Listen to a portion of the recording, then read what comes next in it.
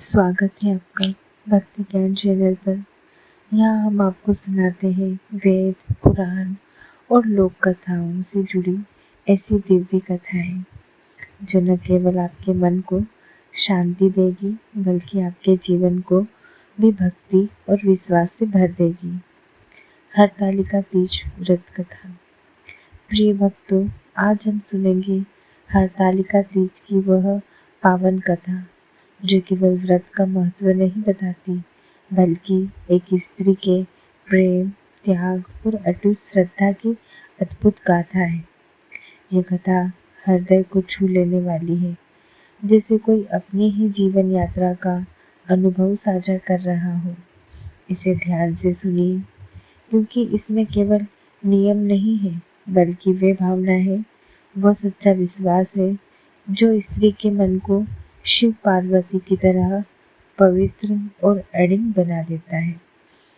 बहुत समय पहले की बात है। हिमालय के घर में एक कन्या का जन्म हुआ। नाम रखा गया पार्वती। बचपन से ही वह अत्यंत सुंदर, कोमल और भक्तिभाव से पूर्ण थी। जब पार्वती ने पहली बार महादेव की मूर्ति देखी, तभी उनके मन में संकल्प हो गया कि मैं तो केवल शिवजी से ही विवाह करूंगी। परंतु यह मार्ग सरल नहीं था। महादेव योगी थे, कैलाश पर्वत पर रहते थे, भस्म से लिपटे, सर पर आभूषण धारण किए और उन्हें संसारिक सुख सुविधाओं का कोई आकर्षण न था।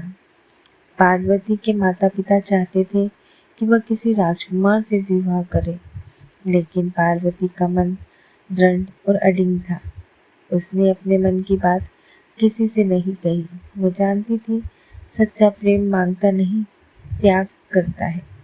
इसलिए पार्वती वन में चली गई। उन्होंने कठिन व्रत आरंभ किया।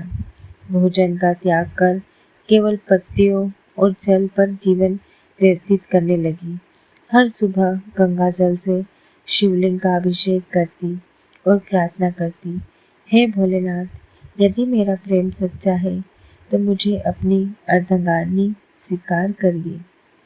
प्रिय भक्तों, सोचिए, एक नाजुक राजकुमारी जिसने कभी कठिनाई नहीं देखी, धूप, वर्षा और ठंडी हवाओं में तप करती रही। यही हरतालिका तीज की आत्मा है। स्त्री का अटूट संकल्प और अपने प्रिय के प्रति अमीर श्रद्धा। जब पार्वती तप कर रही थी, उनकी सखियां उन्हें खोजते हुए वहां पहुंची। उन्होंने देखा कि पार्वती कितनी कृशकाय हो चुकी है। सखियों ने कहा, पार्वती, यह कैसी तपस्या कर रही हो? घर चलो, तुम्हारे लिए कितने योग्य वर हैं।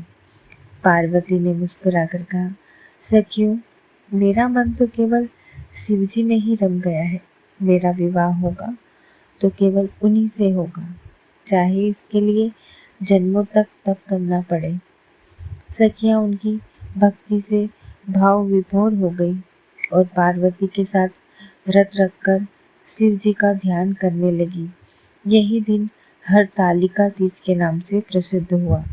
कथा कहती है कि पार्वती के इस अडिग प्रेम और त्याग ने स्वयं कैलाश पर बैठे महादेव का हृदय पिघला दिया।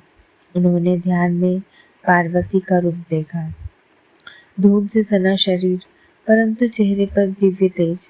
महादेव ने कहा, पार्वती, तुम्हारा तप असल फल नहीं जाएगा। तुम्हारी श्रद्धा ने मुझे जीत लिया है।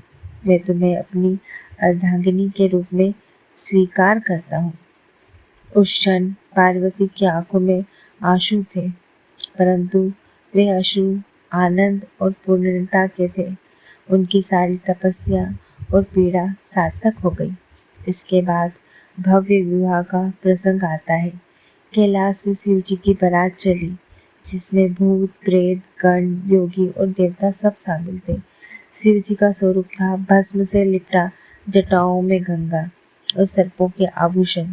बारात देखकर नगर की स्त्रियां चकित हो गई, परंतु जब पार्वती ने शिव जी को देखा तो उनके चेहरे पर केवल प्रेम और शांति का भाव था। वेद मंत्रों के साथ विवाह संपन्न हुआ। देवताओं ने पुष्प वृष्टि की और पूरा ब्रह्मांड इस दिव्य मिलन का साक्षी बना। प्रिय भक्तों, यही है हरतालिका तीज का संदेश। यह केवल एक व्रत नहीं, बल्कि प्रेम, विश्वास और समर्पण का प्रतीक है। जैसे पार्वती ने तप और त्याग से शिवजी को पाया, वैसे ही हर स्त्री का संकल्प और भक्ति उसके दाम्पत्य जीवन को सुखमय बनाती है। इन दिन स्त्रियां सजती संवरती हैं, मेहंदी और चूड़ियों का श्रृंगार करती है और अपने प्रिय की लंबी आयु और सुख के लिए उपवास रखती है। हरतालिका तीज केवल बाहरी अनुष्ठान नहीं, बल्कि भीतर का भाव है कि प्रेम अडिग और आत्मा से जुड़ा होना चाहिए। प्रिय भक्तों, यही थी हरतालिका तीज की व्रत की कथा, जो हमें सिखाती है सच्चा प्रेम कभी नहीं हारता।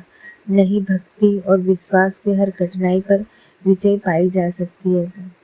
अगर यह कथा आपके मन को छू गई हो तो कृपया इस वीडियो को लाइक करें, शेयर करें और हमारे चैनल भक्ति ज्ञान को सब्सक्राइब करें, ताकि आने वाली हर नई कथा सबसे पहले आप तक पहुँचे।